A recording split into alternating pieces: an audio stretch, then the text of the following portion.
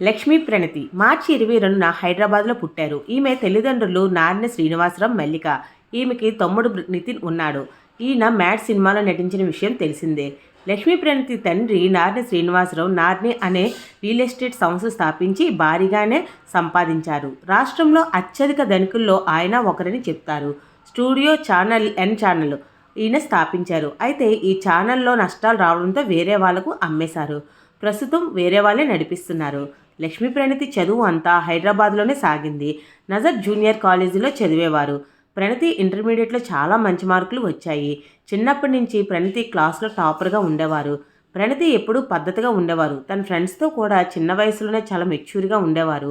కానీ తనకి ఇష్టమైన వారి దగ్గర, క్లోజ్గా ఉన్న వారి దగ్గర మాత్రమే ఓపెన్గా ఉండేవారు. సినిమాలు కూడా చాలా తక్కువగా చూసేవారు. ప్రణతికి ఎన్టీఆర్ తర్వాత ఆమె ఫేవరెట్ హీరో మహేష్ బాబు. శ్రీనివాసరావుకి ప్రణతి అంటే చాలా చాలా ఇష్టం. తన ఆస్తిలో సగం కుమారుడికి ఇచ్చేదానికన్నా కుమార్తెకి ఎక్కువ ఇచ్చారు. అంత ఇష్టం ప్రణతి వాళ్ళ నాన్నగారికి.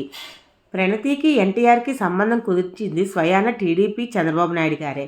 నాని శ్రీనివాసరావు గారి భార్య మల్లిక చంద్రబాబు నాయుడు గారికి మేనకోడలు. అంటే మల్లిక తల్లి చంద్రబాబు నాయుడు గారికి చెల్లి అవుతుంది. లక్ష్మీ ప్రణతి చంద్రబాబు గారికి మనవరాలు అవుతుంది. 2009 ఎన్నికల ముందు ఎన్టీఆర్తో చంద్రబాబు గారికి చాలా సాన్నిహిత్యంగా ఉండేవారు. అందుకే ఈ సంబంధం కుదుర్చుకున్నారు. ఈ సంబంధం కుదర్చడంలో చంద్రబాబు నాయుడు గారు కీలక పాత్ర వహించారు.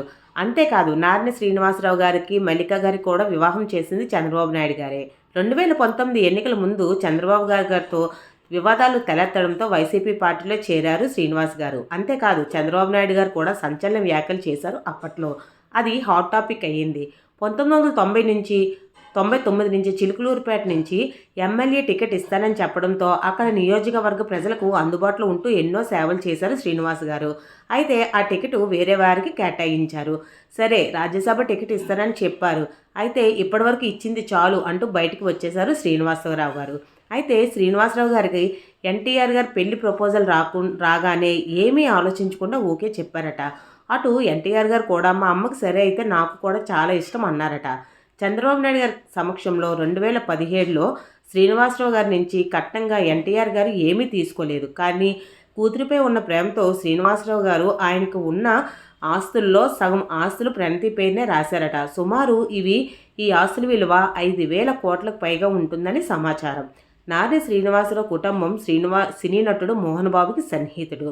శ్రీనివాసరావు గారి భార్య మల్లిక మోహన్ బాబుకి వరుసకి చెల్లెలవుతుంది. అయితే అప్పట్లో సినీ ఇండస్ట్రీలో ఎవరూ చేయని విధంగా ఎన్టీఆర్ ప్రణతి వివాహాన్ని హరికృష్ణ శ్రీనివాసరావు కుటుంబ సభ్యులు చేశారు. హైదరాబాద్లోని హైటెక్ సిటీలో 2011 మేలో కన్నుల పండుగగా పెళ్లి జరిపించారు. దాదాపు అందరూ సినీ రాజకీయ ప్రముఖులు ఈ వేడుకకు హాజరయ్యారు.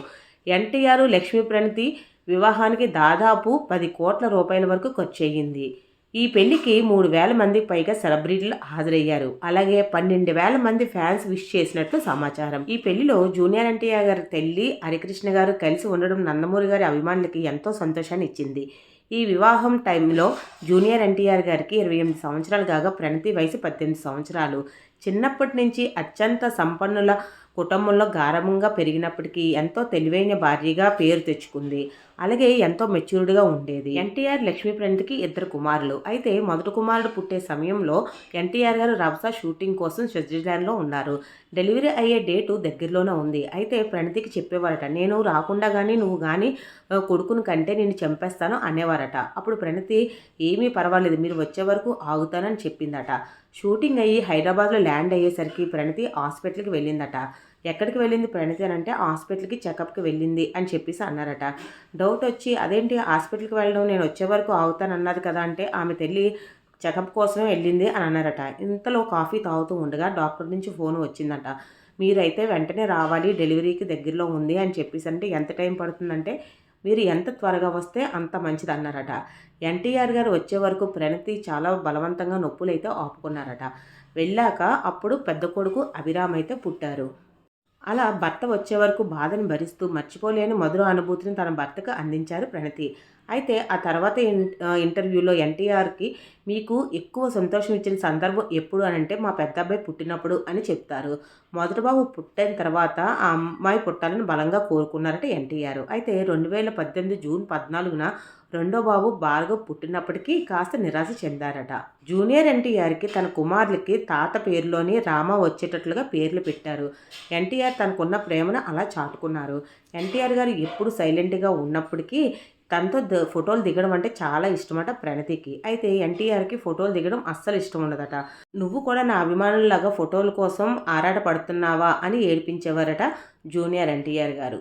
లక్ష్మీ ప్రణతి గారు తరచూ వాళ్ళ అత్తగారితోనూ భర్తతోనూ పిల్లలతో మాత్రమే ఎక్కువగా కనిపించడానికి ఇష్టపడతారు. సినిమా ఇండస్ట్రీలో రామ్ చరణ్ భార్య ఉపాసనతోని, అలాగే అల్లు అర్జున్ భార్య స్నేహారెడ్డితో బాగా క్లోజ్గా ఉంటారు. పెళ్ళైన కొత్తలో ఎన్టీఆర్ గారు ఆడియో ఫంక్షన్కి తరచూ అటెండ్ అయ్యే ప్రణతి పిల్లలు పుట్టాక తగ్గించేశారు. బాధ్యత పెరగడంతో ఇంట్లో పనులే చేసుకుంటున్నారు. ప్రణతి మాట్లాడడం ఎప్పుడు కూడా ఎవరు పెద్దగా చూడలేదు. కానీ తండ్రి గురించి పిల్లల గురించి ఎప్పుడూ మాట్లాడుతూనే ఉంటారు. పెళ్ళైన మొదట్లో సినిమా ఇండస్ట్రీలో ఉన్న ప్రతి ఒక్కరూ కూడా ఎన్టీఆర్ గురించి ప్రణతి గురించి మాట్లాడుకుంటూనే ఉండేవారు. 10 మంది 10 రకాలుగా అనుకుంటారు. కానీ మనం ఎలా ఉన్నాము ఏమనుకుంటున్నాం అనేది ముఖ్యమని చెప్తూ ఉంటారు ఎన్టీఆర్ గారు. ఎన్టీఆర్ గారి గురించి తెలిసిన వారు ఎవరైనా సరే ఒక మాట ఖచ్చితంగా చెప్తారు. అది ఏంటంటే బయటికి ఎంత గంభీరంగా ఉన్నా ఎన్టీఆర్ ఇంట్లో చిన్నపిల్లలా బిహేవ్ చేస్తారట. ఎన్టీఆర్ని ప్రణతి గారు పెద్ద కొడుకులా చూసుకుంటూ ఉంటారట. ఇదండి లక్ష్మీ ప్రణతి గారి బయోడేటా. ఇందులో మీకు కానీ ఏదైనా నచ్చిన అంశాలు కానీ ఉన్నాయి, ఈ వీడియో మీకు నచ్చినట్లయినా సరే ప్లీజ్ సబ్స్క్రైబ్ చేయండి.